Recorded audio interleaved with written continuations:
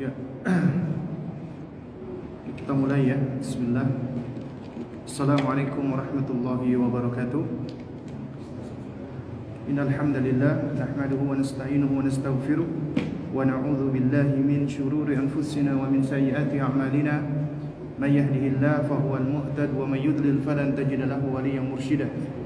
Asyhadu an la ilaha illallah wahdahu la syarika lah wa asyhadu anna Muhammadan abduhu wa rasuluh la nabiyya ba'dahu amma ba'du fa inna asdaqal kalami kalamullah wa khairul hadyi hadyu Muhammadin sallallahu alaihi wa ala alihi wa sallam wa syarrul umuri muhdatsatuha wa kullu muhdatsatin bid'ah wa kullu bid'atin dhalalah wa kullu dhalalatin finnar amma ba'du.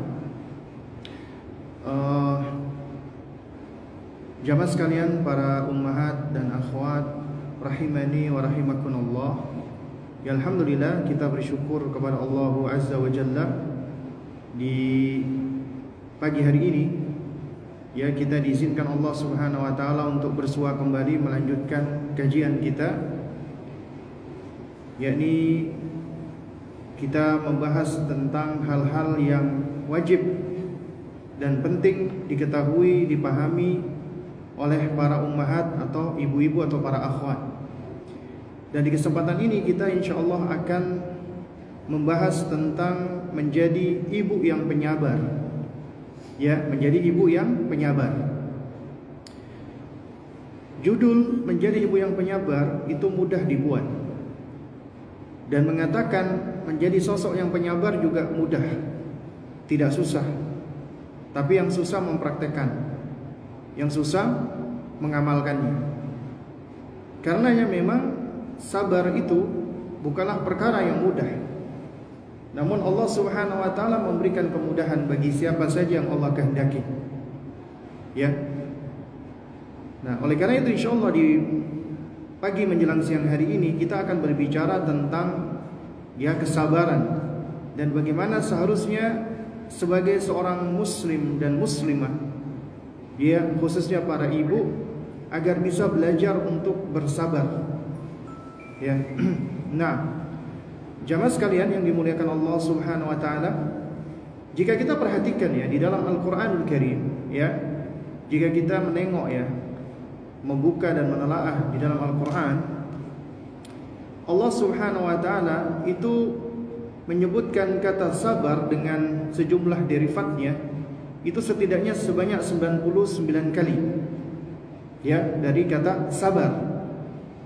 Baik dengan kata as-sabru, tasabbur, istibar, itu fastabir, dan musabarah.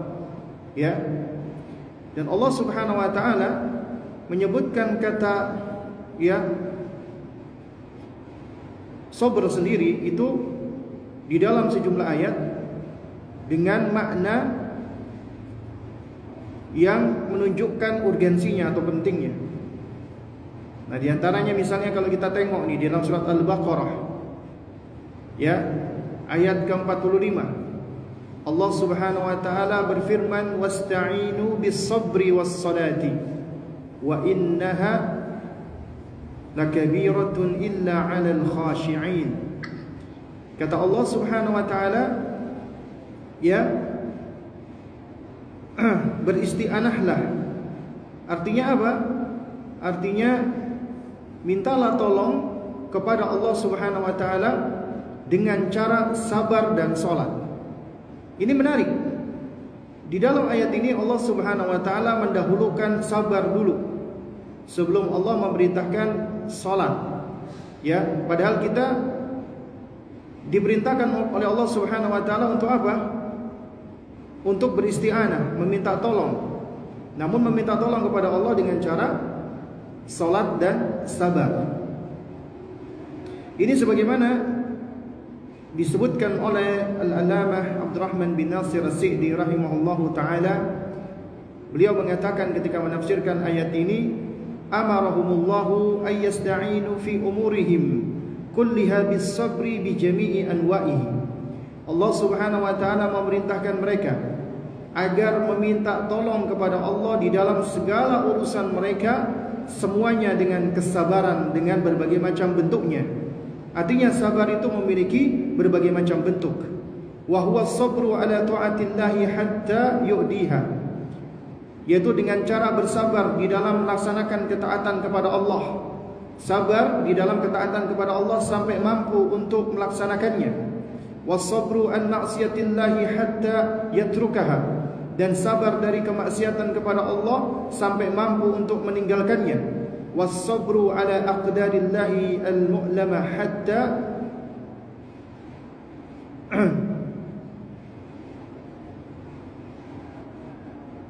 ya.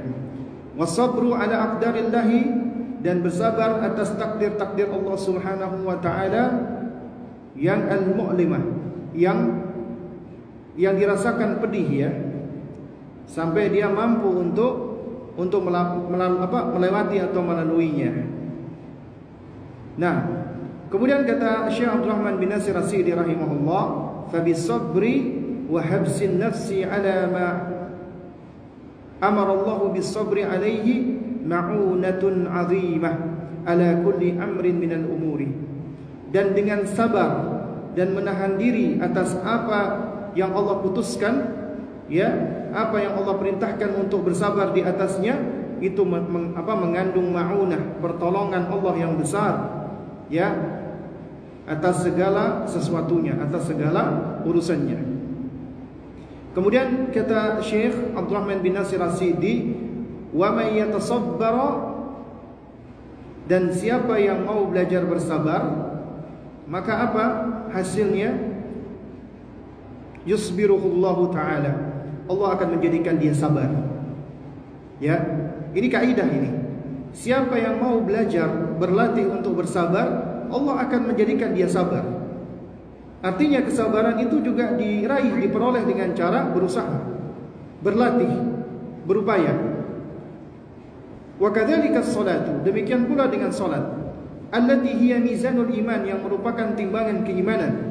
Wa tanha 'anil fahsya'i wal munkar, yang salat itu dapat mencegah dari perbuatan keji dan munkar.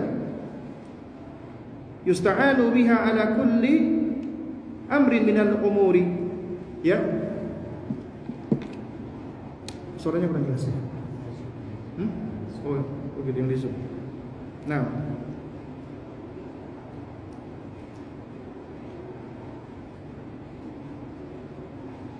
ya.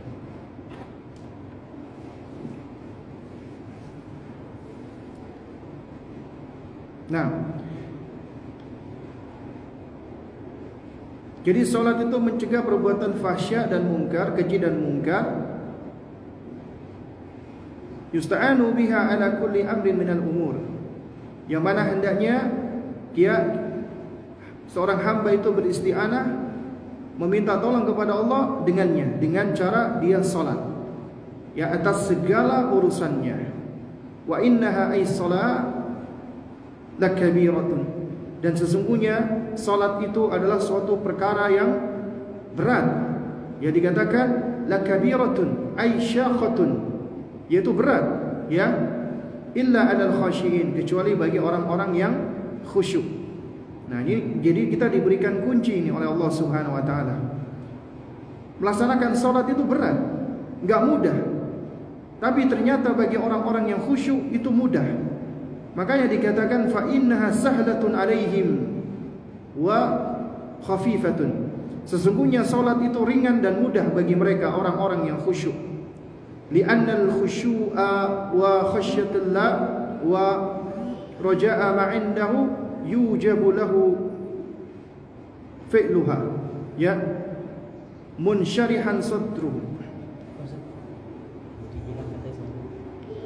Kenapa? Suaranya hilang. Ya, Afwan, ini ada masalah teknis sebentar.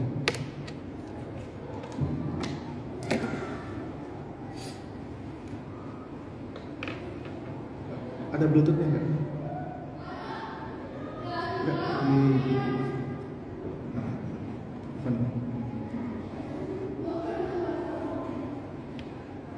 Nah, enggak ada bluetoothnya. Baik, terima kasih kepada Allah Subhanahu wa taala, ya.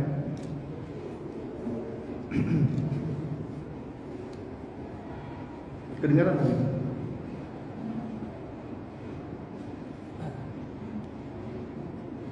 Yang di Zoom kedengaran nggak?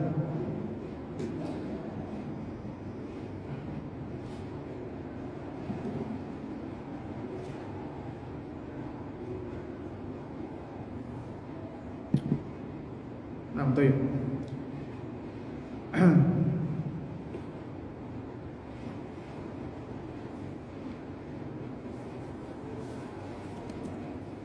Kalau enggak ini anak masuk ke Zoom ya. Cuman suaranya antum mute. Biar suaranya dari HP aja nih.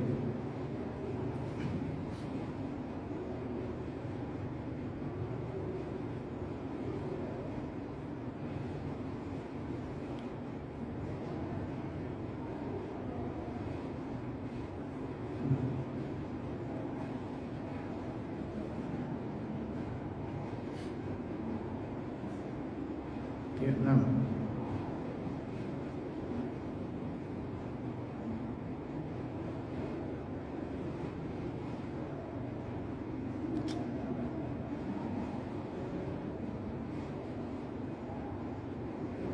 Ya. Recording in progress. Sudah dimatiin ya. Baik, 6. Kita lanjutkan lagi ya. Ya baik, ini mohon maaf atas gangguan teknisnya, terutama yang di Zoom ya. Mudah-mudahan suara saya sudah jelas ya. Sudah itu jelas. Masih agak jauh Ustaz, Afwan. Oh, suaranya jauh.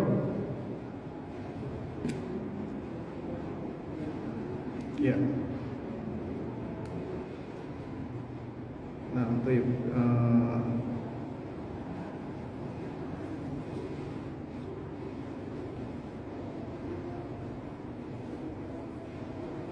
Saudara.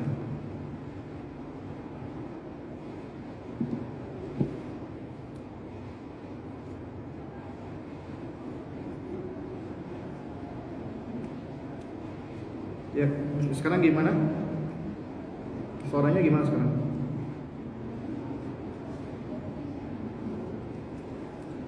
Kedengaran nggak? Di Zoom kedengaran nggak? Jelas sudah. Oke, baik ya. Ya baik, kita lanjutkan lagi ya. Ini mohon maaf atas masalah teknis tadi. Baik. Jadi Allah Subhanahu wa taala ya di dalam surat Al-Baqarah ayat 45, Allah memerintahkan untuk beristi'anah, meminta tolong kepada Allah dengan sabar dan salat. Wa innaha lakabiratun, karena sesungguhnya salat itu berat kecuali orang-orang yang khusyuk.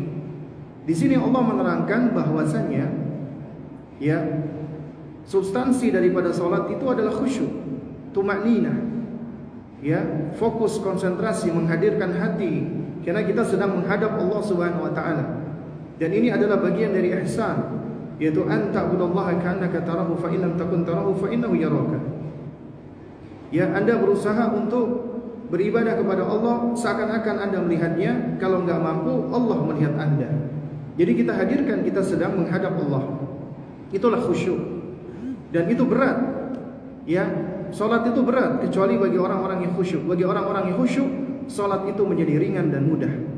Itu adalah karunia yang Allah Subhanahu wa taala berikan. Nah, baik, jamaah sekalian muliakan Allah Subhanahu wa taala, di dalam Al-Qur'an Allah menyebutkan kata sabar dalam beberapa bentuk. Yang pertama kata sabar itu sendiri. Ya, seperti misalnya ucapan Allah isbiru, ya, fasbir, ya, ya ayyuhalladzina amanu isbiru misalnya. Nah, kata sabar itu sendiri maknanya adalah kita sabar yang dilakukan dengan usaha yang tidak begitu berat. Ya. Jadi kesabaran itu dilakukan dengan mudah. Ini diterangkan oleh para ulama. Karena sejatinya manusia itu mampu untuk bersabar. Nah, yang lebih tinggi daripada sabar adalah tasabbur, ya. Tasabbur itu yang lebih tinggi. Nah, maka dikatakan fastabir. Ya. Sebagaimana firman Allah Subhanahu wa taala ketika Allah memerintahkan kepada nabi kita yang mulia alaihi salatu wassalam untuk apa? Untuk memerintahkan keluarganya salat. Ya. Untuk memerintahkan keluarganya salat. Ya, wa'mur ahlaka bis-shalah wastabir 'alaiha. Ya. Wastabir. Nah, jadi yang pertama sabar, yang kedua tasabbur, yaitu yang dilakukan dengan upaya dan perjuangan yang lebih. Yang ketiga istibar. Nah, ini yang maksud fastabir 'alaiha. Istibar adalah puncak dari kesabaran. Tapi yang paling tinggi adalah musabarah. Karena ini kesabaran yang seringkali dikaitkan ketika seseorang berhadapan dengan musuh di medan perang. Itu disebut dengan musabarah.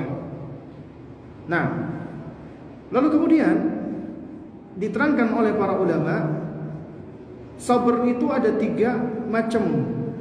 Ya, jika dikaitkan dengan Allah Subhanahu wa taala.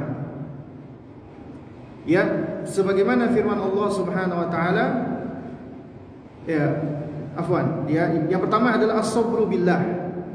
Yang pertama adalah as-sabru billah. Sabar dengan pertolongan Allah Subhanahu wa taala. Nah, ini sebagaimana di dalam ayat Al-Qur'anul Karim Allah Subhanahu wa taala berfirman kepada nabi kita yang mulia alaihi salatu wassalam, wasbir wa ma sabruka illa billah. Ya, wala tahzan alaihim wala taku fi dhaikin mimma yamkurun. Allah Subhanahu wa taala berfirman kepada nabi kita, ya, wasbir, dan bersabarlah engkau wahai Muhammad, wa ma sabruka illa billah, dan tidaklah kesabaranmu itu kecuali dengan pertolongan Allah. Jadi as-sabru billah, bersabar dengan pertolongan Allah. Yang kedua as-sabru lillah, ya, sabar karena Allah. Sabar karena kecintaan kepada Allah. Sabar karena mengharapkan wajah Allah. Sabar karena ingin menghindarkan dari kemarahan Allah.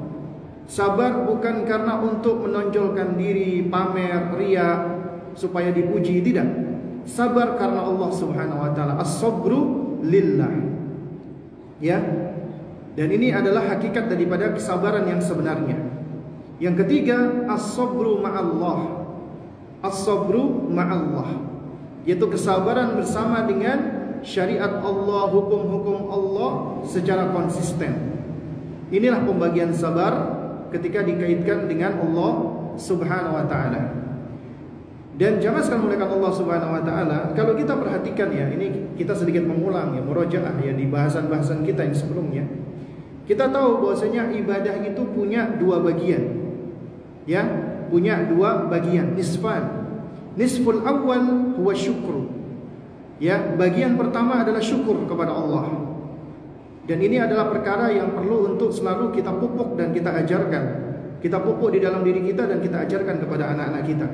Karena sejatinya ketika kita mendidik anak-anak kita, terutama yang masih usia dini, kita mengajarkan kepada mereka tauhid rububiyah.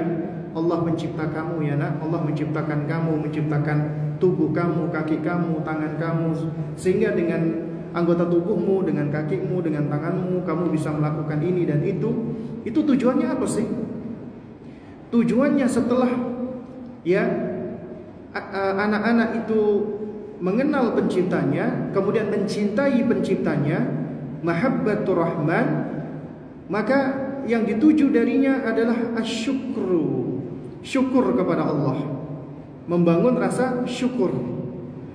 Karena, ya, jika kita perhatikan, itu seringkali sebab penyimpangan manusia itu karena mereka tidak bersyukur kepada Allah, lupa dan lalai dari Allah, sehingga mereka tidak bersyukur. Karena orang-orang yang bersyukur kepada Allah itu sedikit, nggak banyak. Makanya Allah seringkali menyebutkan wa qalilun min ibadiyasy syakur. Alangkah sedikitnya dari hamba-hambaku itu yang mau bersyukur kepada Allah. Nah, kemudian nisfu tsani, bagian yang kedua adalah as-sabru, sabar. Sabar. Sebagaimana syukur itu punya 3 rukun, sabar juga punya 3 rukun. Apa rukunnya? Rukun syukur yang pertama adalah Iktirafu bil qalbi, mengakui dengan hati. Ya, mengakui bahwasanya nikmat, karunia, rezeki itu dari Allah. Kita akui dengan hati kita. Hadza min fadli rabbi, ini adalah karunia dari Allah Tuhanku. Kita mengakui dengan hati. Jadi hati yang iktiraf, ya, memberikan pengakuan atas nikmat tersebut. Yang kedua adalah at-talaffuz bil lisan, dilafalkan dengan lisan kita. Makanya orang yang bersyukur itu harus melafalkan dengan lisan. Di antara bentuk syukur dengan cara apa? Bertahmid, mengucapkan alhamdulillah, alhamdulillahilladzi bi ni'matihi tatimmus shalihat. Ya, mengucapkan dengan lisan. Karenanya Allah ketika memerintahkan hamba-hambanya manakala mereka mendapatkan nikmat, di antaranya apa yang Allah perintahkan? Wa amma bi ni'mati rabbika fahaddits. Adapun nikmat dari Rabbmu, maka ceritakanlah, sampaikanlah, kabarkanlah. Sebagai bentuk apa? Syukur kepada Allah, mengucapkan dengan lisan. Yang ketiga adalah mempergunakan nikmat dan karunia Allah tadi dengan anggota tubuh kita, dengan amalan kita dalam rangka untuk ketaatan kepada Allah, tidak untuk kemaksiatan kepada Allah. Ya. Jadi itu rukun syukur, dengan hati, dengan lisan, dan dengan perbuatan. Demikian pula dengan sabar. Ketika kita belajar sabar, berarti akar agar kita bisa bersabar harus diawali dari mana? Dari hati.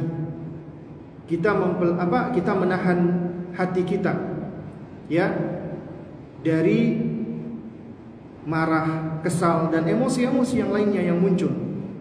Karena Allah memberikan kepada kita manusia nih ya, ibu-ibu sekalian, emosi, perasaan. Emosi itu kalau kita perhatikan memang ada dua macam. Emosi yang positif, emosi yang baik, dan emosi yang negatif, emosi yang buruk. Dan ini bagian dari ujian Allah Subhanahu wa taala kepada hamba-hambanya. Ya. Karena ketika manusia Allah ciptakan di dalam dirinya perasaan bahagia, maka ketika manusia merasakan ini bahagia, kebahagiaan, inilah tentunya yang diinginkan oleh setiap manusia. Siapa di antara manusia nggak kepengen bahagia? Semuanya pengen bahagia, gembira, senang. Ya, tapi di sisi lain Allah juga menguji adanya kesedihan. Ya, duka cita. Selain sukacita Allah jadikan adanya duka cita, merasa sedih. Dan ini di antara hikmah Allah. Karena ketika seseorang dia pernah merasakan sedih, maka ketika dia bahagia semakin nikmat bahagianya.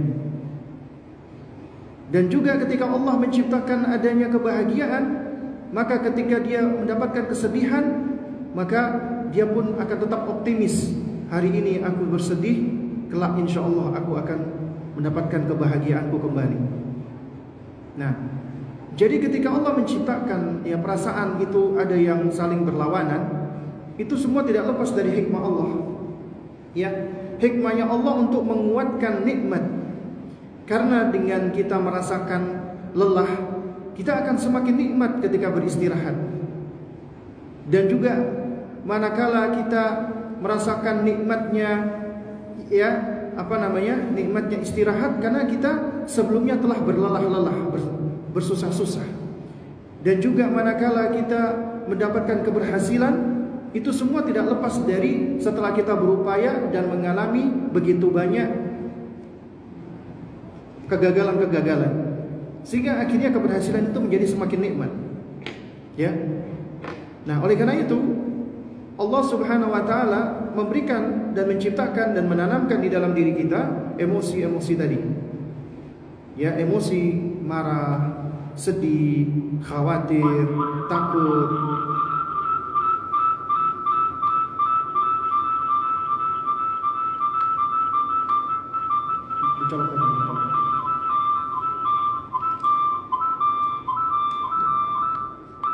Ya.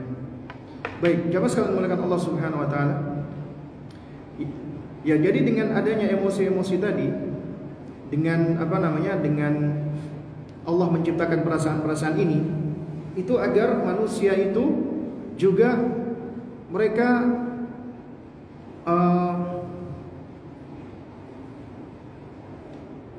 bisa memahami diri mereka. Dan kemudian dengan memahami diri atau mengenali diri, akhirnya mereka bisa meregulasi, mengatur emosi-emosi yang ada di dalam dirinya. Dan juga ketika seseorang itu dia belajar, dia mengenali penciptanya dan mengenali dirinya, dan kemudian dia mengetahui bahasanya Allah Subhanahu wa taala itu menciptakan surga dan neraka, dan di dalam surga itu adalah tempat yang penuh dengan kebahagiaan, ketentraman, kedamaian, kesenangan. Sementara di neraka adalah tempat yang penuh dengan kesengsaraan, kesedihan, kekecewaan dan seterusnya. Maka dia belajar bahwasanya ketika kita masih di dunia, Allah uji kita dengan perasaan-perasaan ini.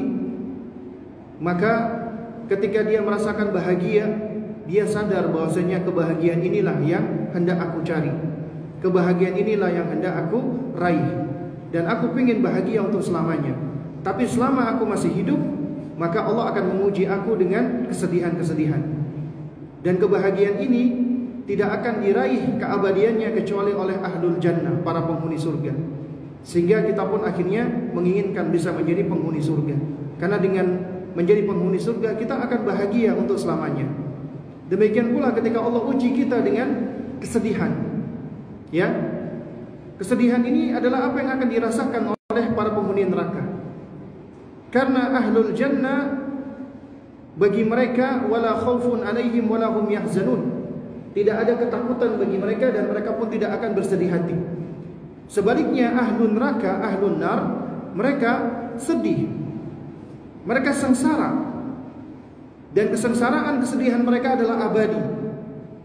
Sehingga ketika kita masih merasakan hal ini di dunia, kita sadar inilah yang akan dirasakan oleh para penghuni neraka. Meskipun ini tidak ada meskipun ini hanya sebagian kecil yang akan dirasakan oleh penghuni neraka, namun kita sudah merasakan betapa tidak nyamannya, maka itu akan menjadikan diri kita belajar dan sadar. Aku nggak kepingin menjadi ahli neraka, karena ketika aku sedih di dunia saja untuk sementara waktu, itu sudah menjadikan diriku tidak nyaman. Ya, nah sehingga dia berusaha untuk menghindari neraka. Itu diantara faidah Allah memberikan kita perasaan dan emosi. Nah, itu semua bisa dilatih dengan kita belajar bersabar.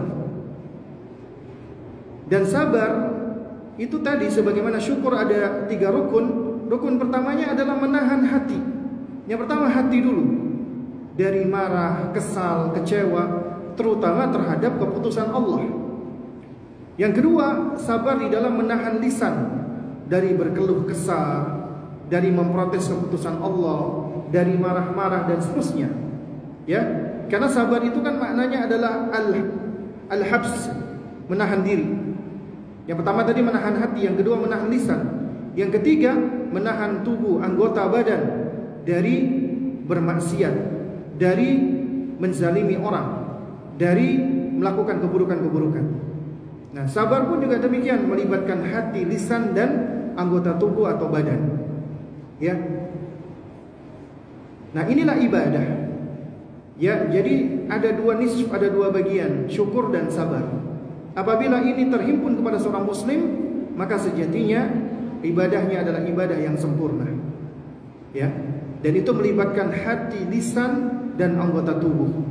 Karena sejatinya ibadah itu melibatkan sesuatu yang zahir dan batin, dan melibatkan ya al-aqwal wal af'al, ucapan dan perbuatan, baik itu yang zahir ataupun yang batin.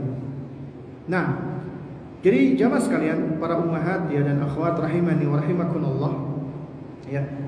Setelah kita mempelajari tentang konsep sabar ini, nah, coba kita mempelajari sebagian contoh potret dari kesabarannya ya para nabi, anbiya, para rasul dan orang-orang saleh. Misalnya kita lihat nih bagaimana sabarnya Nabi Yakub alaihissalam. Ya, Nabi Yakub alaihissalam ketika Allah uji, apa ujian Allah kepada Nabi Yakub? Allah uji dengan sebagian anak-anaknya yang durhaka, sebagian dari anak-anaknya yang hasad, yang dengki dengan saudaranya, bahkan mereka rela menyingkirkan saudaranya. Itu ujian, bukan ujian dari Allah untuk seorang Nabi Yakub alaihissalam, ya. Karena sejatinya ujian yang besar yang dialami oleh manusia adalah ketika Allah menguji dengan keluarganya. Ya, sebagaimana Nabi Nuh alaihissalam diuji oleh Allah dengan istri dan anak yang tidak saleh, bahkan kafir.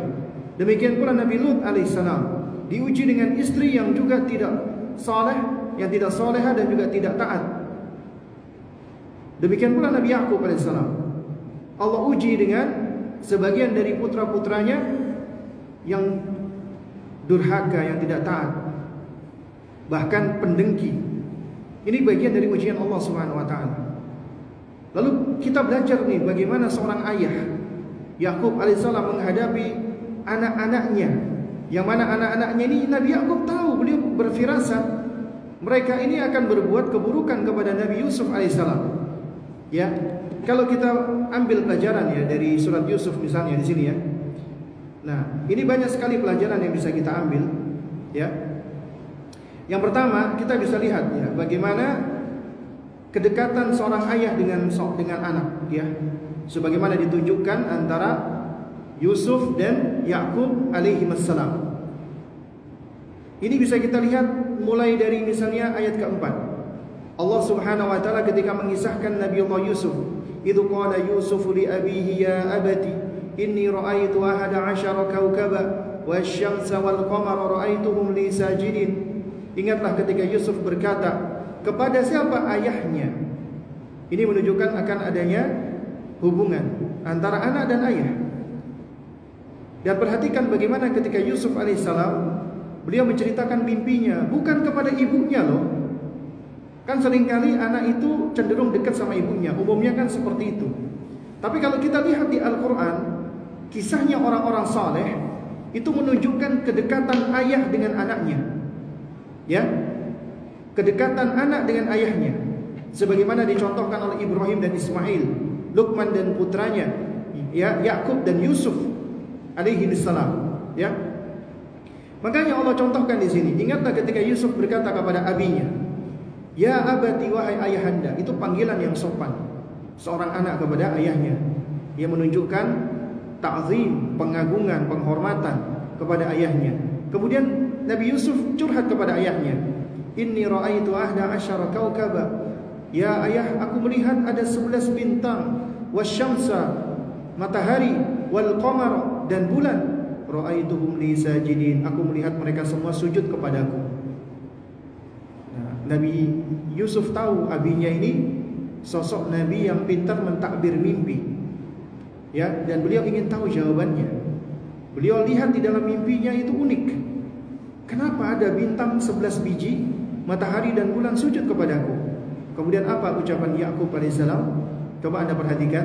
Qala, Yakub berkata, "Ya bunayya, wahai nak." Panggilan yang penuh dengan kasih sayang, panggilan yang penuh dengan sapaan yang penuh dengan perhatian. Ya, apa nasihatnya Nabi Yakub? La taqsus ru'yaka. Diberikan nasihat dengan bentuk larangan. Makanya itu kalau ada yang mengatakan nggak boleh melarang-larang anak, sejatinya itu menyelisih Al-Quran.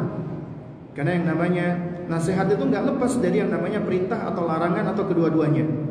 Nasihat. Makanya para ulama menerangkan yang namanya an-nasihatu atau al-mau'izatu hiya minal kalami fihi amrun wa nahyun. Ucapan yang di dalamnya mengandung perintah dan larangan, motivasi dan ancaman. Itu nasihat. Ya. Nah, karenanya Nabi Yakub alaihissalam memberikan nasihat, la taqsus ru'yaka ala ikhwatika. Janganlah engkau memberikan mengisahkan atau menceritakan mimpimu kepada saudara-saudaramu. Kenapa? Fayakidu laka kaida. Nanti mereka akan berbuat tipu daya kepadamu. Nah, ini menunjukkan apa? Nabi Yakub tahu saudara-saudaranya Yusuf ini gak baik. Dia bisa mencederai adiknya. Ujian bukan ujian. Dan beliau tahu ini semua tidak lepas dari gangguan syaitan. Makanya beliau mengatakan inna syaitana lil insani aduwwum mubin. Sesungguhnya syaitan itu adalah musuh yang nyata bagi manusia. Ya. Nah. Kemudian ya, kita lihat di ayat berikutnya. Ya, di ayat ke-7. Ya. Allah menerangkan laqad kana fi Yusuf wa ikhwatihi ayatul lisailin. Sesungguhnya ada pada ya Yusuf dan saudara-saudaranya itu tanda-tanda pelajaran ya bagi orang-orang ya yang bertanya. Jadi kita diceritakan kisah ini oleh Allah agar kita bisa mengambil pelajaran. Ya. Nah, kemudian diterangkan oleh Allah, kenapa sih saudara-saudaranya Yusuf itu enggak suka dengan Yusuf? Idzu qalu la Yusufu wa akhuhu ahabbu ila abina minna. Ingatlah ketika mereka berkata, Yusuf dan saudaranya dan adiknya Benyamin, ya disebutkan di dalam sejumlah riwayat tafsir, adiknya Yusuf namanya siapa? Bunyamin. Ya, ahabbu ila abina, lebih dicintai oleh ayah kita. Yakub lebih mencintai mereka. Nah, padahal kita tahu ya para nabi dan rasul itu manusia paling adil loh. Ya. Mereka tidak mungkin berbuat pilih kasih. Meskipun di sisi lain kita nggak bisa berbuat adil kepada anak dalam hal hati, dalam hal perasaan, dalam hal cinta, nggak bisa. Pasti namanya manusia memiliki kecenderungan, kecondongan kepada salah satu anak. Tapi itu tidak boleh menjadi pendorong untuk tidak berbuat adil. Nah, di sini syaitan datang menggoda anak-anaknya Yakub alaihi salam. Dijadikan anak-anaknya, abang-abangnya Yusuf ini iri dan dengki kepada Nabi Yusuf alaihi salam. Sehingga dia mengatakan bahwasanya Yusuf dan saudaranya lebih dicintai oleh ayah kita. Wa nahnu usbah. Ya. Sementara kita ini, abang-abangnya ini adalah lebih kuat, lebih baik. Nah, ini menunjukkan apa? Pelajaran nih. Ternyata ya sifat-sifat membanggakan diri, menganggap lebih baik ya, itu adalah bagian dari tanda-tanda apa namanya? Seseorang itu bisa jatuh kepada perbuatan buruk ya. Karena ini berangkat dari hasad, dengki, menganggap lebih baik. Ya. Inna abana lafi dhalalin mubin. Sesungguhnya abi kami itu berada di atas kesesatan yang nyata. Bayangkan, dikatakan ayahnya itu dalam hal ini tersesat. Seharusnya bukan Yusuf yang dicinta, tapi kami.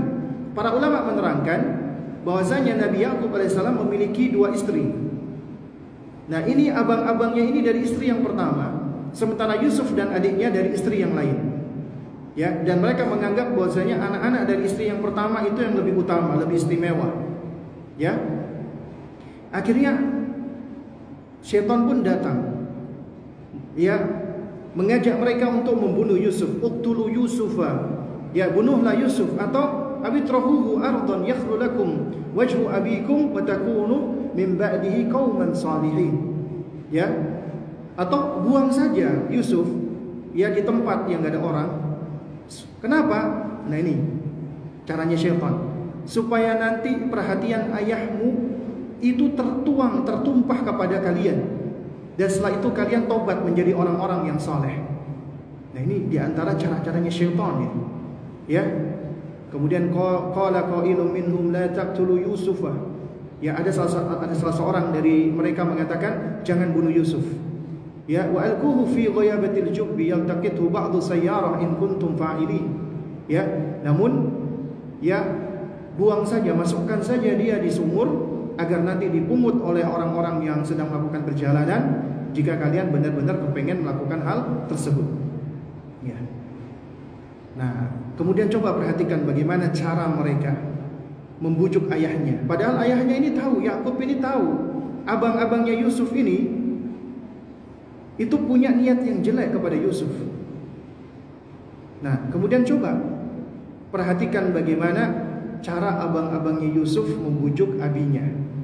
Ya, ini Allah Subhanahu wa taala abadikan di dalam Al-Qur'an. Qalu, mereka berkata, ya abana, wahai ayahanda, malaka la ta'manna ala Yusuf wa inna lahu lanasihun. Ya, mengapa engkau enggak percaya dengan kami terhadap Yusuf? Padahal kami ini orang-orang yang menginginkan kebaikan untuknya. Nah, perhatikan nih, pelajaran besar.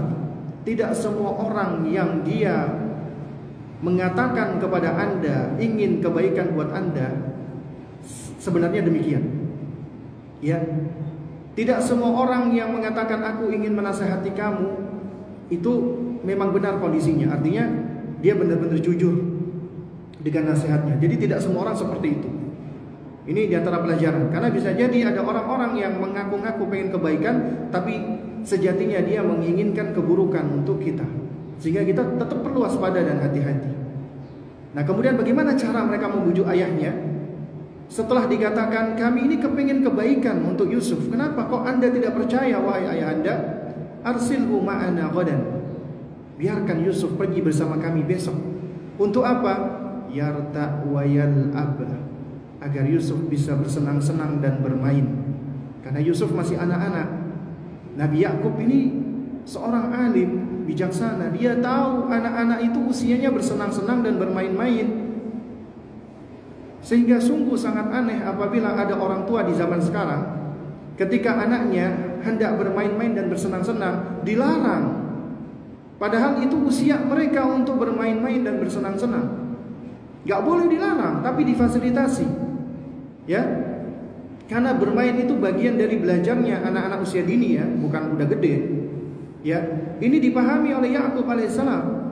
Makanya dijadikan alasan oleh abang-abangnya, yarta wa yal'ab wa inna lahu lahafizun. Nanti kami yang akan menjaganya.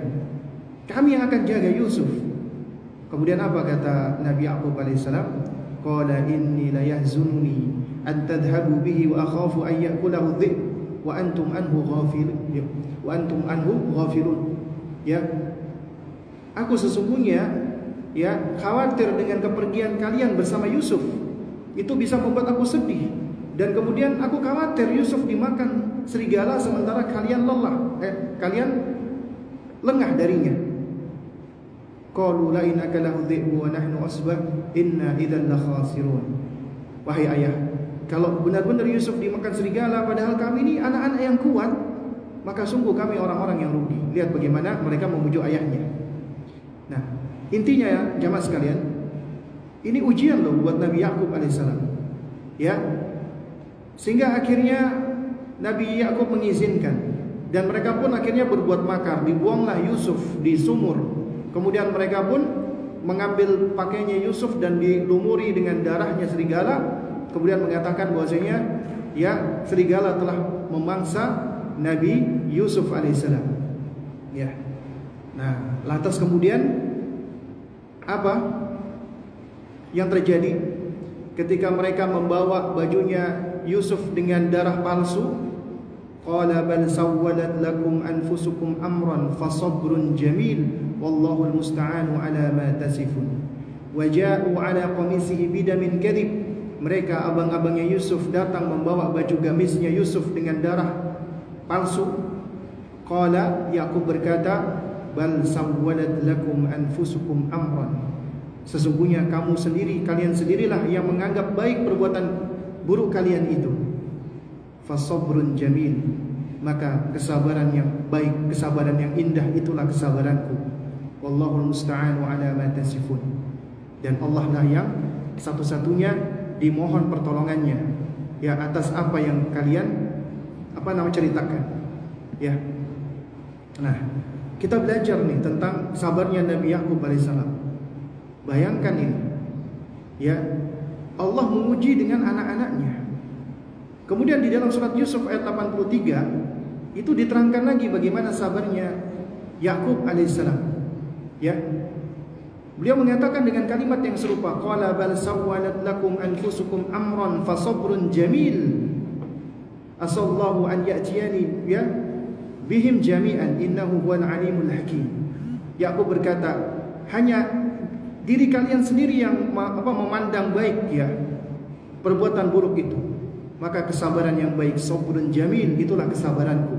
Mudah-mudahan Allah mengembalikan mereka semua kepadaku, karena Allah lah yang maha mengetahui lagi maha bijaksana. Ya. Kemudian di ayat berikutnya Allah mengatakan wa tawalla anhum wa qala ya asafa ala yusuf Dan Yakub berpaling dari mereka anak-anaknya seraya berkata, aduhai duka citaku terhadap Yusuf, betapa sedihnya aku terhadap Yusuf. Ini menunjukkan boleh orang tua itu bersedih atas kehilangan anaknya, asalkan tidak berlebihan, tidak sampai menolak takdir Allah, ya.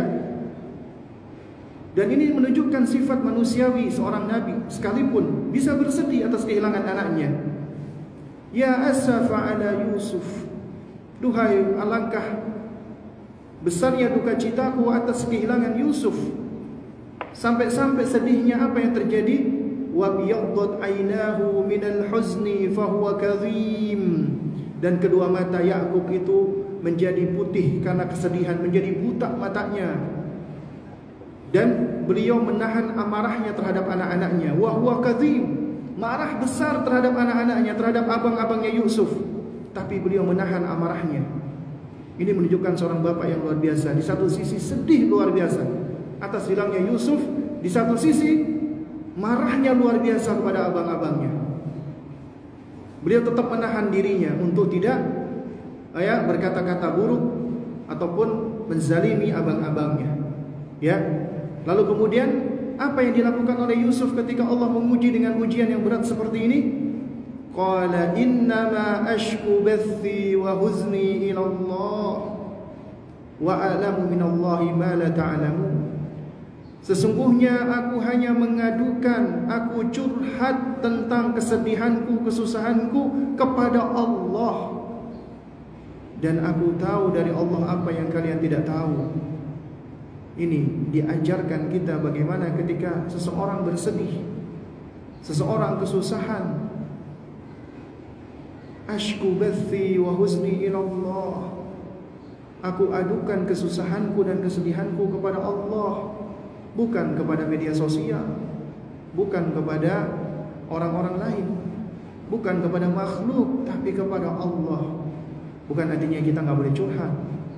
Boleh asalkan orangnya amanat dan orangnya memang bisa memberikan nasihat. Tapi betapa sering ketika kita ada masalah kita curhat kepada orang yang kita mungkin kita anggap dia orang berilmu atau orang yang berpengalaman. Ujung-ujungnya apa nasihatnya? Mbak, sabar ya mbak, insya Allah Allah yang akan menolong. Banyak doa ya mbak. Akhirnya kembali ujung-ujungnya Allah yang bisa menolong kita, karena mereka nggak bisa menolong. Karena itu kenapa kita nggak langsung minta tolongnya kepada Allah Subhanahu Wa Taala, ya. Dan dari sini kita mempelajari apa dari kisahnya Nabi Yakub alaihissalam dan Nabi Yusuf alaihissalam dan abang-abangnya. Kita mempelajari tentang kesabaran yang luar biasa. Sabrun jamil, kesabaran yang indah. Memang dicontohkan ini dilakukan oleh sosok laki-laki, tapi ini sifatnya umum. Juga demikian hendaknya berlaku bagi para wanita, bagi para ummahat. Ya. Kita diajarkan tentang 3 macam kesabaran. Sabar di dalam melaksanakan ketaatan, sabar di dalam menahan diri dari kemaksiatan, dan sabar di dalam menghadapi musibah dari Allah Subhanahu Wa Taala. Ya. Kita lihat dari Nabi Yusuf alaihissalam, bagaimana beliau sosok yang sabar di dalam menjalankan ketaatan. Demikian pula dengan Nabi Yakub alaihissalam. Ya. Nabi Yakub alaihissalam beliau tetap sabar di dalam melaksanakan amal-amal ketaatan kepada Allah. Nabi Yusuf juga demikian. Bahkan ketika beliau diuji oleh Allah, ya, beliau tetap mempertahankan prinsipnya dan tetap mendakwakan tauhid, padahal beliau berada di penjara ketika itu. Ketika ditanya takbir mimpi oleh 2 orang teman di penjaranya, nasihat beliau tetap apa? Tauhid yang pertama kali. Kemudian juga sabar di dalam menjaga diri dari kemaksiatan.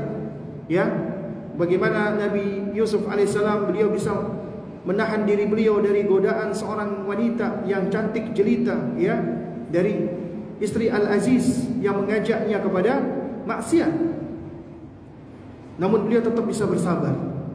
Dan kemudian juga sabar di dalam menghadapi takdir Allah Subhanahu Wa Taala, keputusan-keputusan Allah Subhanahu Wa Taala. Bagaimana ketika beliau tetap bersabar meskipun dibuang oleh saudara-saudaranya. Kemudian beliau diuji, kemudian beliau di penjara. Demikian pula Nabi Yakub alaihissalam, bagaimana sabarnya mereka terhadap takdir Allah. Karena ini buah dari al-imanu bil qadari khairihi wa syarrihi, mengimani takdir Allah yang baik dan yang buruk. Meskipun Allah mengatakan ada takdir baik dan takdir buruk, seorang hamba tetap meyakini semua keputusan Allah itu pasti mengandung kebaikan, pasti mengandung hikmah yang baik untuk dirinya. Ya, meskipun itu ya disifati dengan suatu hal yang menyakitkan, yang buruk, tapi sejatinya di balik itu mengandung kebaikan. Nah, karena itulah para ulama menerangkan bahwasanya ketika seseorang itu ditimpa oleh musibah, maka di situ ada 4 golongan manusia. Manusia yang pertama, ketika dia ditimpa oleh Allah, ketika dia ditimpa musibah, diuji oleh Allah, maka dia pun marah.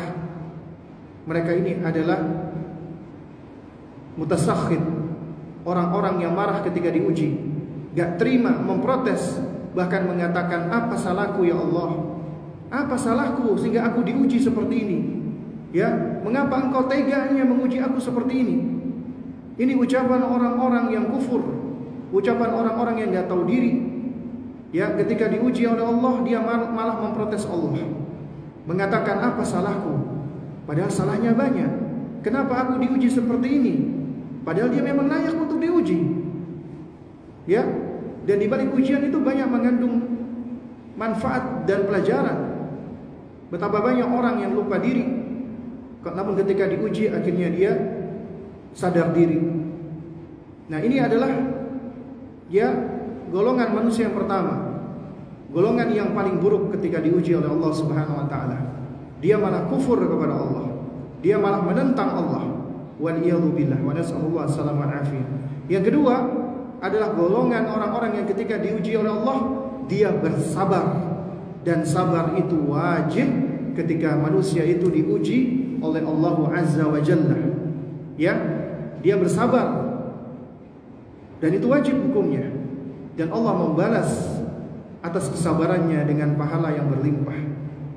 Kemudian yang ketiga adalah orang-orang yang ketika diuji oleh Allah Subhanahu wa taala, maka dia ridha dengannya. Dia ridha, dia terima, karena dia meyakini Allah adalah Rabb-Nya yang maha sempurna, yang maha baik. Apa yang Allah putuskan baginya pasti adalah mengandung kebaikan, dan dia ridha dengannya. Kemudian yang paling tinggi dari golongan manusia yang diuji oleh Allah Subhanahu wa taala adalah mereka-mereka yang senantiasa bersyukur kepada Allah. Selalu bersyukur dan menganggap ya kebaikan dan keburukan yang Allah berikan semuanya ujian, dan dia senantiasa bersyukur. Ketika dia mendapatkan kebaikan, dia mengucapkan alhamdulillahilladzi bi ni'matihi tatimmus shalihat. Dan demikian pula ketika dia diuji oleh Allah, dia tetap bertahmid, memuji Allah, alhamdulillahi ala kulli hal. Dia tetap memuji Allah Subhanahu wa taala. Lantas bagaimana caranya supaya kita bisa bersabar? Di antara caranya adalah tentunya seseorang akan sulit dia bisa bersabar manakala dia tidak memiliki ilmu. Karena dengan ilmu itulah dia akan sadar, dia akan tahu, dia akan paham, dia akan yakin akan janji-janji Allah dan balasan-balasan Allah bagi orang-orang yang bersabar. Dia yakin bahwasanya ketika dia bersabar, Allah akan membersamai orang-orang yang sabar. Innallaha ma'a as-sabirin. Dan juga dia tahu dan dia yakin bahwasanya Allah mencintai orang-orang yang bersabar. Dan Allah memberikan kabar gembira bagi orang-orang yang sabar. Dan Allah memberikan pahala yang unlimited, tidak terbatas bagi orang-orang yang sabar. Dan tentunya Allah menjanjikan surga di hari kiamat bagi orang-orang yang sabar. Dan Allah akan memberikan pertolongan bagi orang-orang yang sabar.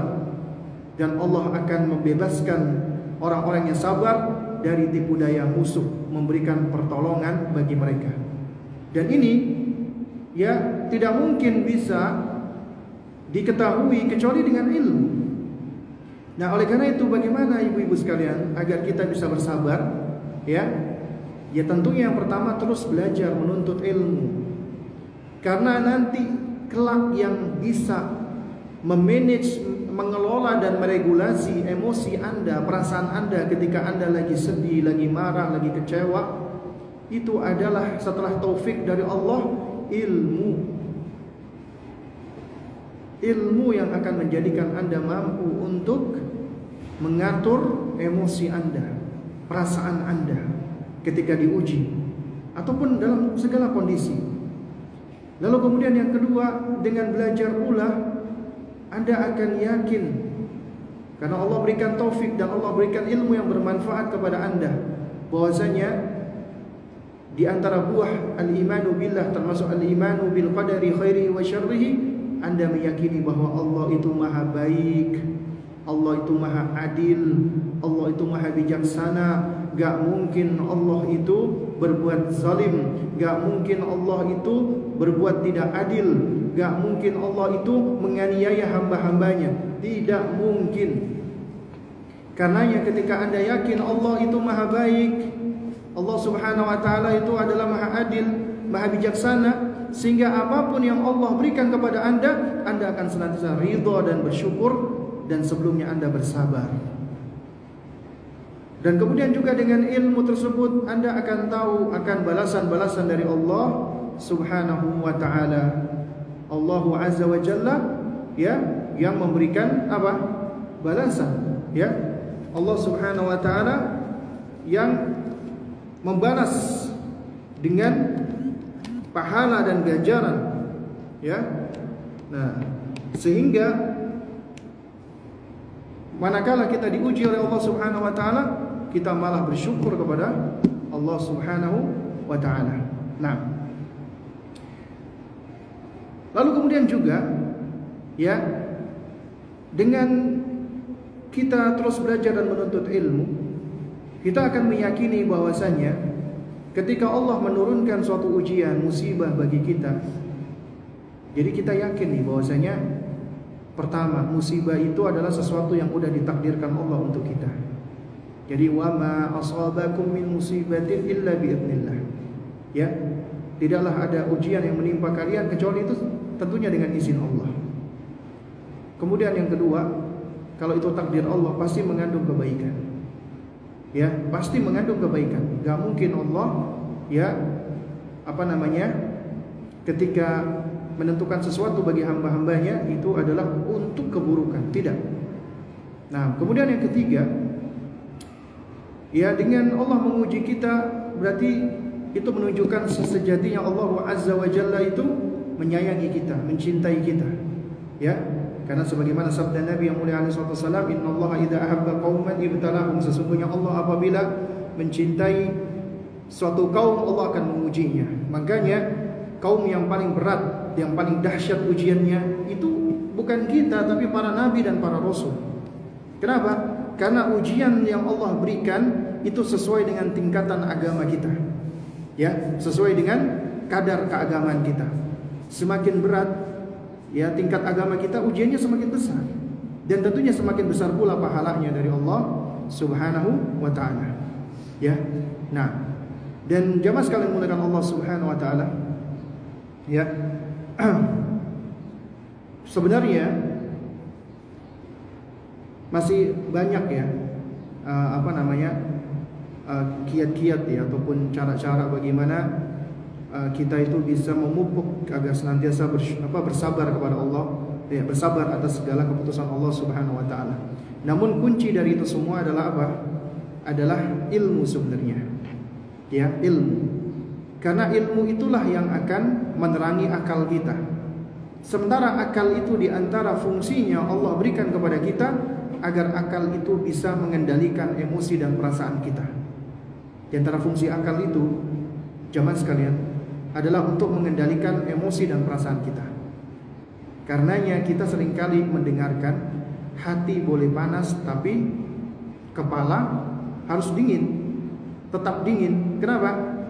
Karena meskipun semarah-marahnya kita, sekecewa-kecewanya kita, itu seharusnya tetap yang namanya rasio akal sehat itu harus terus berjalan.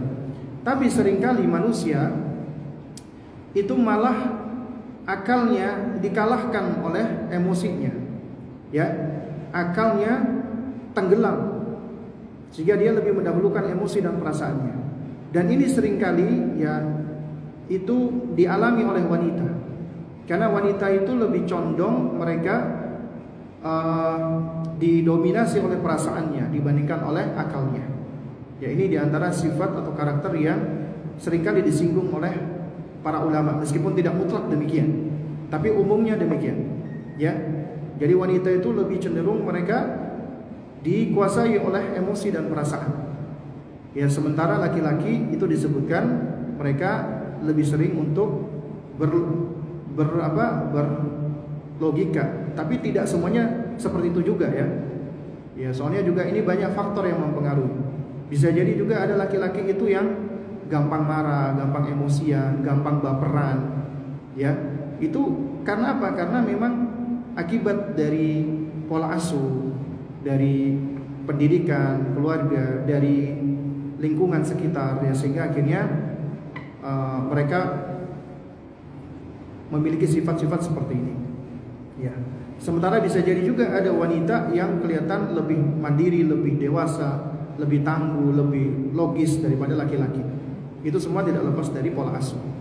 Nah, jadi kuncinya di sini adalah apa? Adalah pentingnya bagi kita untuk membangun lingkungan yang sehat. Pentingnya bagi kita untuk mengetahui tentang pola asuh yang baik. Dan itu memang harus kita mulai.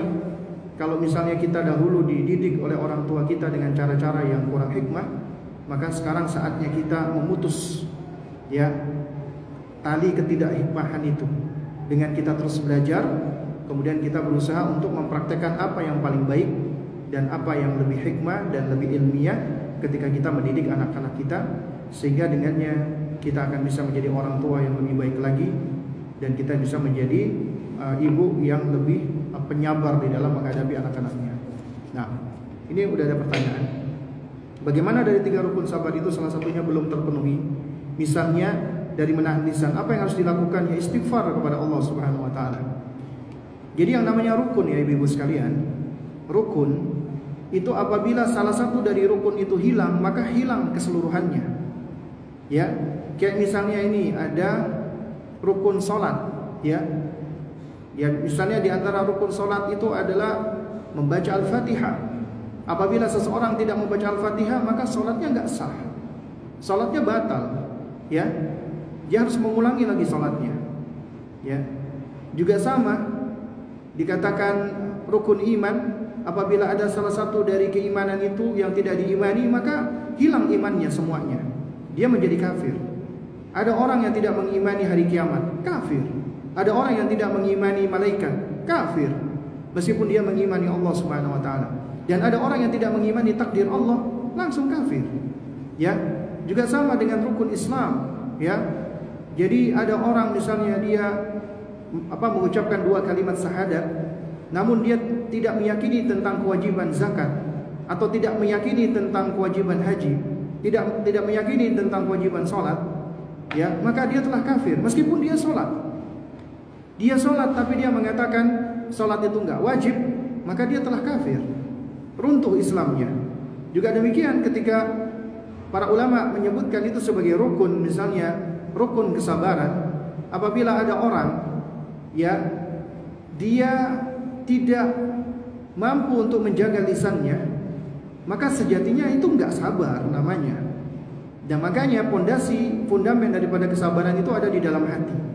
Hati itu ibaratnya raja, ya, sehingga lisan dan perbuatan itu akan bisa dikendalikan apabila hati itu ya kuat.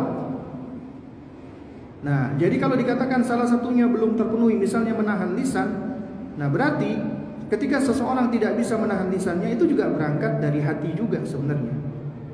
Karena kata Nabi SAW, inna fil jasadi mudghah, idza salahat ya salahal jasadu kullu, wa idza fasadat fasadal jasadu kullu.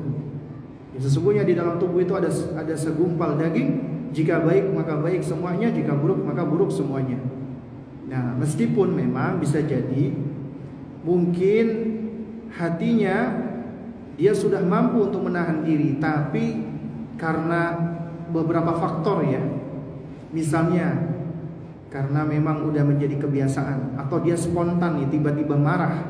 Contoh misalnya, ya, dia ngelihat anaknya ribut-ribut nih, sementara dia lagi ngantuk, dia lagi capek.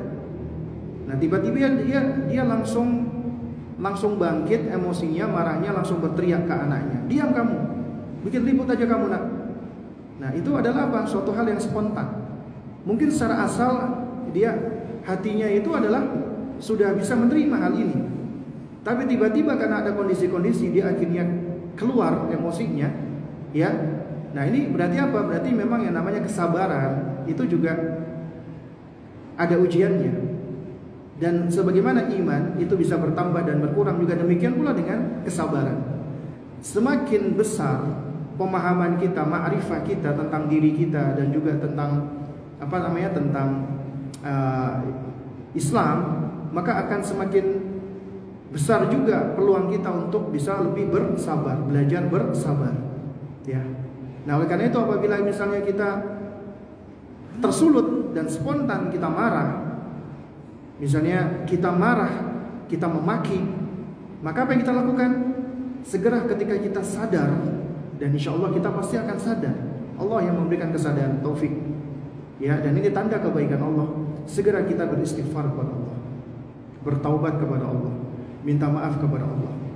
Setelah kita bertaubat kepada Allah, kemudian kita minta maaf kepada orang yang kita tadi tidak mampu menjaga lisan kita terhadapnya. Misalnya ke anak kita, maka kita segera minta maaf ke anak kita, ya, dengan setulusnya, dengan kita peluk, dengan kita sayangi, ya, kita sampaikan, ya, kita tadi salah, nak, Umi tadi bentak kamu ya nak, maafin Umi ya nak, ya, Umi tadi tidak tidak berniat untuk marahin kamu, untuk ngomelin kamu ya nak. Kita minta maaf ke anak kita, ya, dan itu adalah akhlak yang baik. Nah, jadi tidak mengapa dalam suatu kondisi, ya, kita jatuh kepada kesalahan, kemudian kita segera bertobat kepada Allah dan minta maaf, karena itulah manusia, ya. Karena kita nggak mampu untuk bisa terus-terusan konsisten dalam kondisi yang ajab, karena bakal ada suatu waktu di mana kita jatuh kepada kesalahan, karena nggak ada manusia yang sempurna. Dan itulah yang menjadikan kita manusia, dan itulah yang menjadikan kita belajar untuk semakin dewasa, belajar untuk bisa semakin baik, ya. Nah, mulai langsung Zoom. Mau antum yang bacain atau anak yang baca? Bisa diputar? Ada. Itu yang tadi. Oh, di sini nih. Di apa namanya? Di Instagram.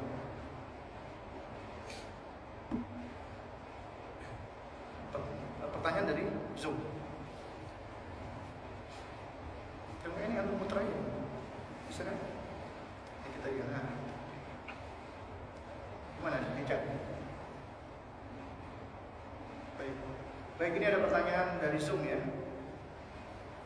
Ini ada pertanyaan dari Muhammad. Jika semua tahap sudah dilakukan, namun terkadang ketika marah itu lupa seketika, atau kadang ketika kita bisa mengendalikan marah di awal, anak-anak tetap tidak bisa diberitahu, jadi meluaplah emosi dan anak jadi menangis. Apakah metode meninggalkan anak ketika marah itu benar, Ustaz? Karena saya sudah coba, malah anaknya semakin nangis, kejar-kejar, dan saya semakin serba salah. Nah, jadi sebenarnya ini udah dijawab tadi, ya. Intinya, ya, kita pasti akan jatuhlah kepada kesalahan, meskipun kita udah berusaha, berlatih, belajar, ya akan ada suatu kondisi-kondisi, ya, yang bisa men-trigger kita, sehingga akhirnya kita pun jatuh kepada kesalahan. Ya, tadinya kita sudah tahu konsep nggak boleh membentak anak, tapi tiba-tiba ada faktor-faktor yang mendorong kita, akhirnya kita bentak anak. Kalau itu sudah terjadi, apa yang kita lakukan? Ya tadi, istighfar, mohon ampun kepada Allah dan minta maaf kepada anak, dan kita lebih menunjukkan perhatian dan cinta kasih ke anak. Jangan sampai, ya, kemarahan kita itu menyebabkan anak itu malah menjadi sakit hati, atau menjadikan anak itu merasa tidak disayangi. Nah, karena itu makanya kita harus memperbaikinya, ya. Nah, terus kemudian apakah benar meninggalkan anak ketika marah itu benar, Ustaz? Nah, ini harus dilihat dulu, yang marah siapa ini? Kalau yang marah kita, benar. Kita dianjurkan untuk diam. Ya, dan boleh dengan diam itu kita menjauh sejenak, itu boleh. Dan ini diantara cara-cara Nabi, cara-cara yang diajarkan Nabi untuk meregulasi emosi ketika kita lagi marah. Yang pertama, ketika seseorang lagi marah, hendaknya dia bertawudz kepada Allah Subhanahu wa taala, mohon perlindungan kepada Allah. Ya. Kemudian yang kedua, dia diam, tidak berbicara sampai dia sudah bisa menenangkan dirinya. Kata Nabi SAW, "Idza ghadiba ahadukum falyaskut." Apabila salah seorang dari kalian itu marah, ya, hendaknya dia diam.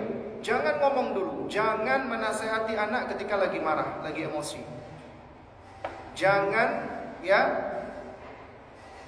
memberikan masukan atau nasihat kepada anak ketika kita lagi emosi atau lagi marah. Apalagi menghukum anak.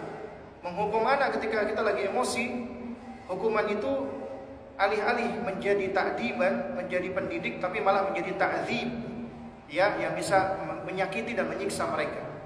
Karena itu jangan sekali-kali ketika kita lagi emosi kita menghukum anak, ya, ataupun kita memberikan nasihat. Diam dulu. Nah, kemudian yang ketiga, kita berusaha untuk meredakan emosi. Di antaranya dengan cara apa? Dengan cara merubah posisi. Dari berdiri, duduk, masih marah, berbaring, ya. Karena ini yang diajarkan oleh Nabi SAW itu ternyata memang terbukti, ya, secara ilmu kejiwaan. Karena umumnya orang-orang yang lagi emosi, yang lagi marah, dia itu merasa muta'adi. Muta'adi itu dalam kondisi yang tinggi, suaranya ditinggikan, ya, kemudian dia membusungkan dadanya, meninggikan suaranya, membelalakkan matanya, dan seterusnya. Nah, berarti caranya adalah apa? Menetralisir itu dengan merendahkan diri, dengan menjadikan tadinya tubuh kita berdiri, kita duduk. Kalau kita duduk masih emosi, berbaring. Nah, biasanya berbaring itu kondisi yang raha, ya, yang lebih menenangkan. Nah, kemudian kalau kita masih marah, kita berwudu. Karena di dalam sejumlah riwayat Nabi mengatakan bahwasanya, ya, sesungguhnya al-ghadabu minasyaitan, yang namanya kemarahan itu dari syaitan, ya, dan syaitan itu dari api, dan airlah yang dapat memadamkannya. Ya, dan kita boleh mandi. Dan kalau kita masih marah, ya, kita boleh untuk ngambil time out dulu. Kita menyendiri dulu, baca Quran, banyak berzikir. Insya Allah itu bisa menenangkan hati. Karena nggak mungkin seseorang itu marah terus-terusan. Karena secara asal manusia itu dalam kondisi yang tidak marah, kondisi asalnya.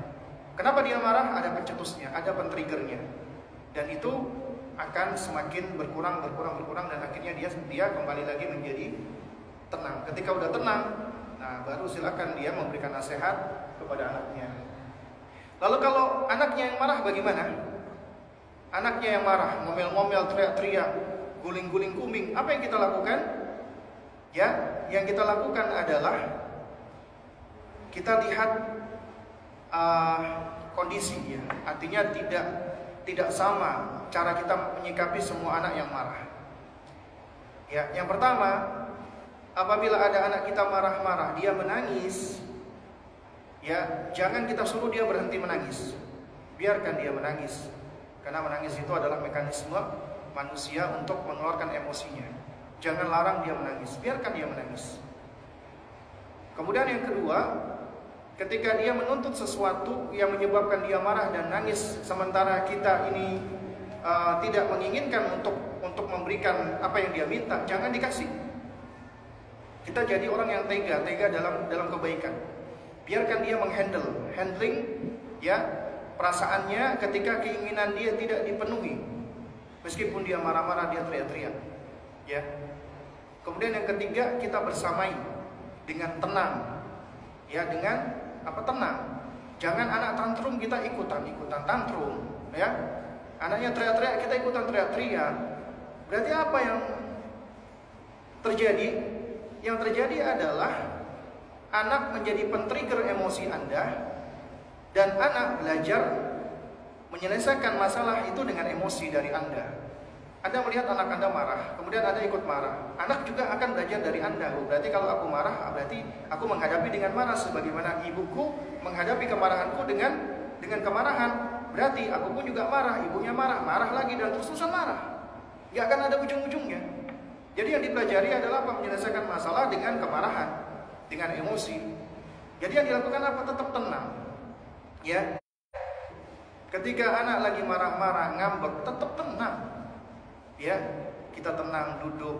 Kalau kita misalnya juga terpantik, kita boleh berhenti sebentar. Kita banyak istighfar, astagfirullah. Ya.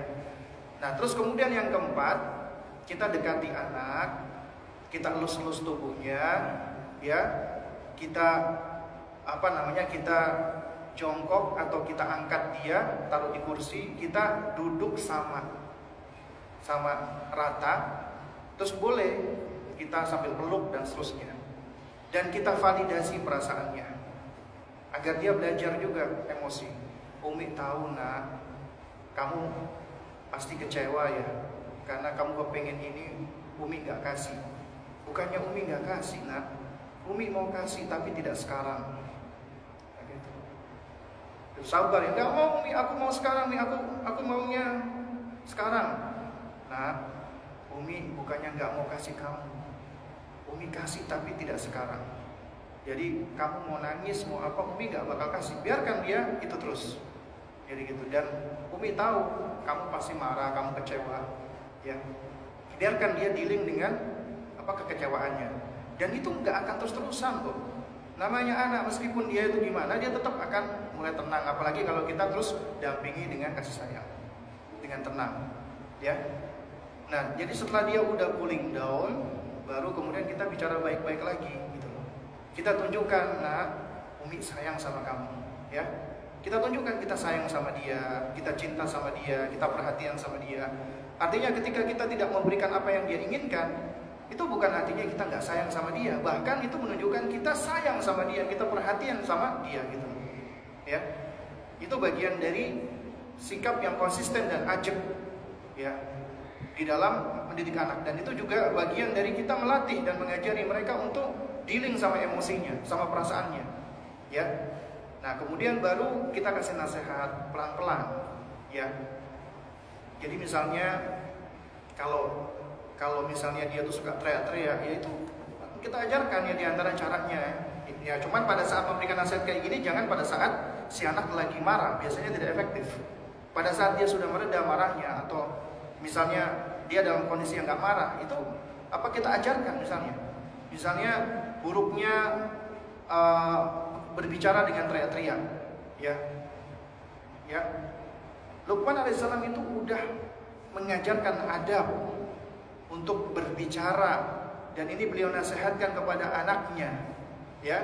Dan kita banyak bisa mengambil pelajaran sebenarnya dari surat Luqman. Di antaranya dengan metode apa yang diajarkan oleh Luqman, ya, itu dengan cara metode tamtsil, ya, dengan cara kita memberikan perumpamaan, ya. Nah, di antaranya apa? Luqman mengatakan waqtud min sautik, ya, rendahkanlah suaramu. Inna ankaral aswati la sautul hamir, karena sesungguhnya sejelek-jelek suara adalah suaranya keledai. Itu Al-Imam Al-Hasan Al-Basri menerangkan, suara keledai itu suara yang paling gak nyaman, yang paling jelek, yang paling buruk. Karena suaranya itu diawali dengan dengan lenguhan, ya, nafas, kemudian diakhiri dengan suara yang melengking, ya. Jadi diawali dengan nguk, kemudian langsung gitu kan. Jadi itu suara yang gak enak. Nah, itu boleh kita tunjukkan suara-suara yang buruk, yang jelek ke anak kita. Ini nak, kamu dengerin nak suara suaranya keledai atau suaranya apa gitu. Ya, kita tunjukkan kita ini berbeda sama hewan. Allah berikan kepada kita kemampuan untuk bicara. Misalnya anak ngomongnya teriak-teriak, itu pendekatan yang kita lakukan ada, kamu kenapa sih ngomong teriak-teriak? Ngomong pelan dikit. Nah, itu biasanya malah gak efektif. Kita yang paling baik adalah bilang, nah, Umi udah bisa mendengar kamu ya. Jadi kamu bicaranya tidak perlu berteriak-teriak, gitu ya. Artinya kita cukup kasih tahu dengan dia bicara biasa, dia sudah bisa mendengar. Kenapa sih anak itu teriak-teriak? Kadang-kadang karena untuk mencari perhatian kita. Seringkali mungkin mereka ngomong sama kita, kita nggak ngereken, kita nggak mendengarkan. Akhirnya dia melakukan pendekatan dengan cara teriak-teriak. Ya, nah itu diantara cara-caranya. Jadi intinya adalah ketika anak lagi marah, lagi emosi, biarkan dia mengeluarkan dulu emosinya, tangisannya. Kita dampingi, kita bersamai, kita tetap konsisten dengan sikap kita. Kemudian kita validasi perasaan-perasaannya. Kemudian baru kita berusaha untuk menenangkan dan baru memberikan masukan dan nasihat. Kemudian pertanyaan dari Ummu Az-Zahra, bagaimana menyikapi anak berkaitan dengan penggunaan gadget, khususnya game, karena kaitannya dengan game yang kadang ada musik, dan apakah main game termasuk membuang-buang waktu? Ya, kira-kira menurut Anda gimana? Ada nggak sih main game itu tidak buang-buang waktu? Di semua permainan game, namanya game itu yang buang-buang waktu. Ya, kecuali Anda meyakini ada game-game yang misalnya bermanfaat ya.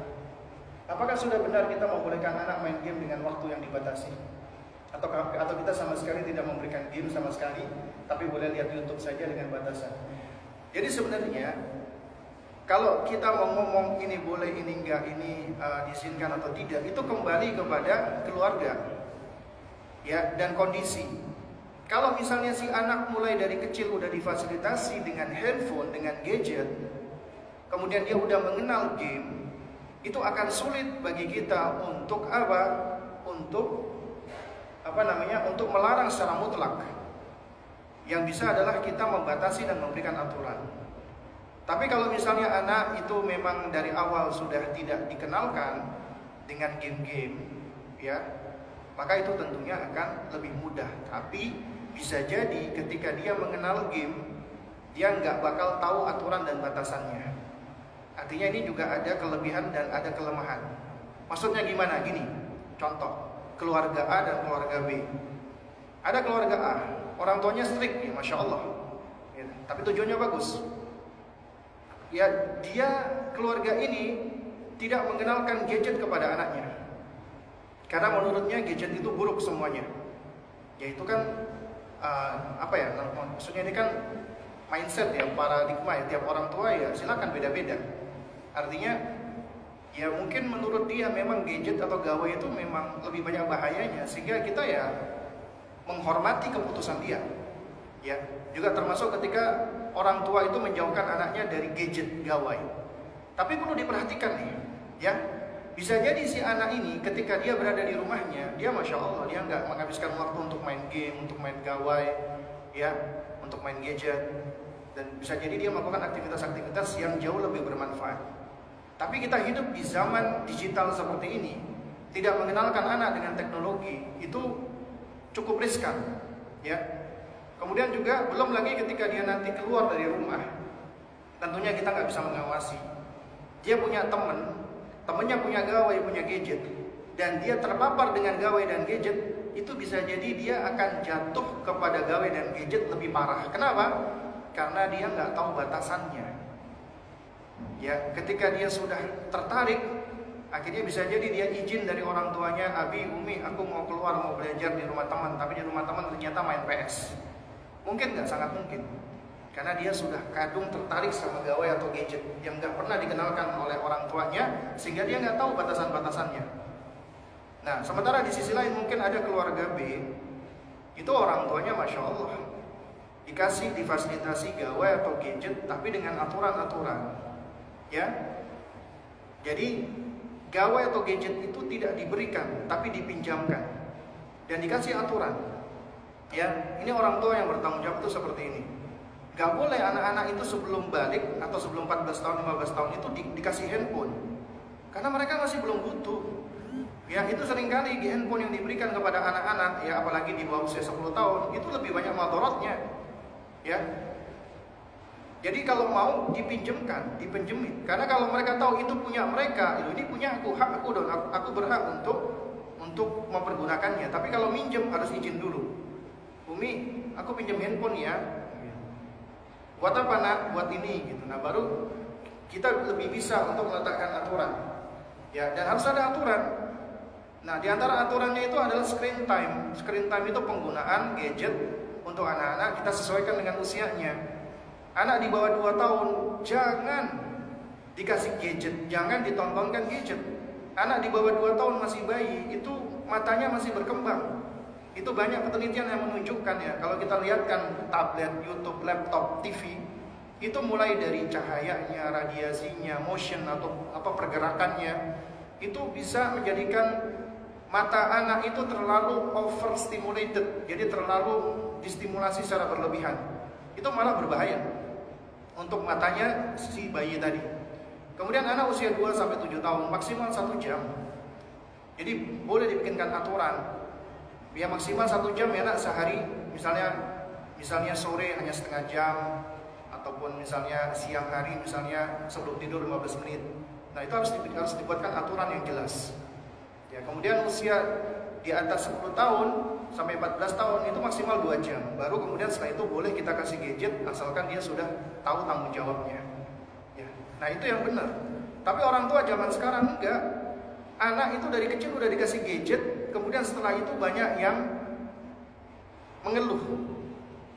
Ini bagaimana anak saya ini Ustaz? Main game terus nggak bisa disuruh, nggak mau ini, nggak mau itu. Pertanyaannya, ibu yang ngasih handphone siapa, Bu? Apakah anak ibu udah bisa beli handphone sendiri? Nggak mungkin. Kita yang kasih, ya. Berarti kita yang memfasilitasi, kemudian kita sendiri yang ngomel-ngomel, yang marah-marah. Karena itu makanya harus kita dampingi, kita bersamai, terutama tentang penggunaan gadget tersebut. Ya, karena mereka belum tahu. Tugas kita yang ngasih aturan-aturan dan perhatian. Ketika memberikan aturan, kita ajak serta anak kita. Ya, itu penting. Kita mengajak serta kepada anak dalam membuat aturan. Artinya apa? Di dalam membuat aturan, ya kita bersepakat dengan mereka. Ajak mereka untuk bersepakat. Kenapa? Karena kalau kita mengajak mereka bersepakat, mereka akan belajar. Ya pertama, mereka akan mengenali kemauan mereka. Yang kedua, mereka akan belajar untuk menyampaikan kemauan mereka. Yang ketiga, mereka juga akan belajar untuk untuk bernegosiasi. Itu skill loh.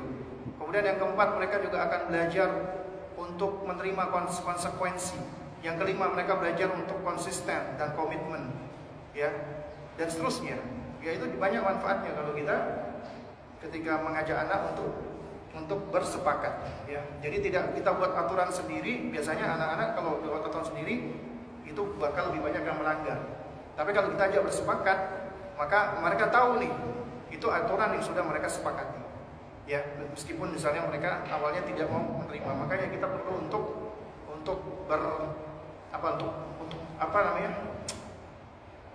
bargaining gitu ya. Karena itu bagian dari skill ya, supaya anak belajar bernegosiasi.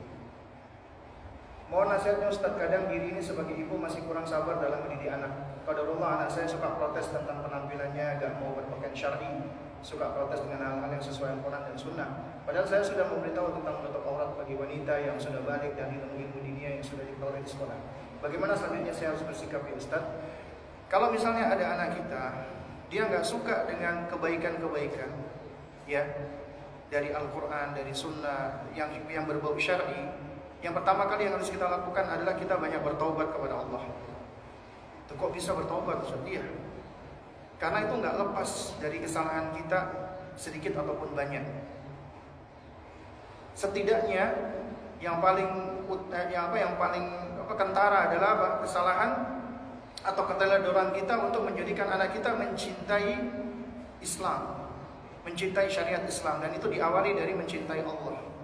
Kalau anak seperti ini itu berarti belum tumbuh kecintaannya kepada Allah, kecintaannya kepada Rasulullah, kecintaannya kepada Islam. Ya, yang ada adalah apa? Dia merasa mungkin selama ini melakukan itu semua sebagai bentuk pengekangan. Bisa jadi pendekatan kita yang keliru. Kita itu hanya cenderung seperti memaksa, ya, atau kita memerintah saja tanpa kita sentuh hatinya, tanpa kita menunjukkan bahwasanya ini adalah suatu hal yang bukan hanya sekedar perintah, tapi bentuk perhatian Allah. Syariat-syariat itu adalah bentuk kebaikan dan perhatian Allah. Nah, bisa jadi karena ada cara-cara kita yang keliru, yang salah, sehingga akhirnya anak itu merasa kok Islam itu seperti ini ya. Dan ini suatu hal yang memang bahaya ya, ketika ada orang tua, sebagian orang tua yang mendidik anaknya dengan cara paksaan-paksaan atau tidak diawali dengan menumbuhkan kesenangan dan kecintaan anak dulu. Karena kunci dari semua semua bentuk pembelajaran itu harus diawali dengan menumbuhkan kecintaan sebenarnya. Ya, Anda ingin anak Anda itu suka belajar, menjadi penuntut ilmu, maka tumpukan dulu dia untuk suka belajar, suka dengan ilmu, suka dengan buku. Anda kepingin anak Anda itu menjadi penghafal Al-Quran, maka jadikan dia pertama kali untuk mencintai Al-Quran, menyukai Al-Quran. Karena itulah yang akan membangun al-mubadarah, inisiatif, ya. Jadi dia nggak perlu disuruh-suruh banyak, dia akan mau berinteraksi dengan Al-Quran. Nggak perlu disuruh-suruh dia mau pakai hijab. Kenapa? Karena dia memang sudah sayang, suka dan cinta dengan Islam, dengan syariat Islam, ya. Nah, jadi kalau ada anak yang seperti ini, maka kita perlu evaluasi ini. Kita perlu evaluasi. Nah, kita bisa melakukan metode, ya, ini yang juga sudah beberapa kali saya sampaikan, itu disingkat dengan metode search. Ya, mencari, search bahasa Inggris. Itu singkatan. Yang pertama kata S-nya, ya search, artinya cari tahu dulu. Apa masalahnya? Apa akar masalahnya? Jadi jangan langsung kita melihat masalah, kita langsung membidik tangan kita, ini kesalahan anak, tidak. Jadi cari tahu dulu apa masalahnya. Seringkali masalah-masalah seperti itu karena hubungan kita yang sudah tidak begitu erat lagi, bonding kita yang sudah nggak begitu kuat lagi dengan anak kita. Sudah hilangnya kepercayaan, ya. Anak itu kayak udah masa tidak dipercaya sehingga dia juga kurang percaya dengan orang tuanya. Jadi cari tahu dulu intinya. Ya, kita mencoba untuk mencari tahu. Kemudian yang keduanya E adalah evaluate, mengevaluasi. Setelah kita cari tahu, kita evaluasi. Oh, ternyata ini adalah kesalahanku. Ini adalah aku waktu itu punya kesalahan seperti ini, atau ada kekuranganku gitu ya. Nah, jadi harus dievaluasi. Ya. Kemudian yang ketiga A-nya, SEA, acknowledge, akui. Ya, kalau kita salah, kita akui kita salah. Kalau kita kurang, kita akui kita kurang. Karena akan sulit, bahkan akan mustahil bagi seseorang melakukan kebaikan apabila dia nggak mengakui ketika dia salah dan keliru. Ya, acknowledge. Dan pengakuan pertama kali di hadapan Allah dengan cara kita beristighfar, bertaubat, mohon ampun kepada Allah, mohon pertolongan kepada Allah. Kemudian akui di hadapan anak kita kalau misalnya kita memang selama ini ada kesalahan, ada kekeliruan, kita mungkin yang terlalu banyak menuntut, banyak menyuruh, banyak memerintah, bahkan memaksa, maka kita minta maaf ke anak kita. Acknowledge, akui bahwasanya kita salah. Ya. Kemudian baru R adalah reinforce. Reinforce artinya kita mengumpulkan kekuatan. Dan tidak ada sebab kekuatan yang paling besar kecuali dari Allah. La haula wala quwata illa billah. Makanya banyak minta tolong kepada Allah, isti'anah kepada Allah, berdoa kepada Allah, minta hidayah kepada Allah, minta taufik kepada Allah, minta kesabaran kepada Allah. Ya. Kemudian juga dengan ilmu. Ilmu itu adalah salah satu cara kita untuk mengumpulkan kekuatan atau power, ya.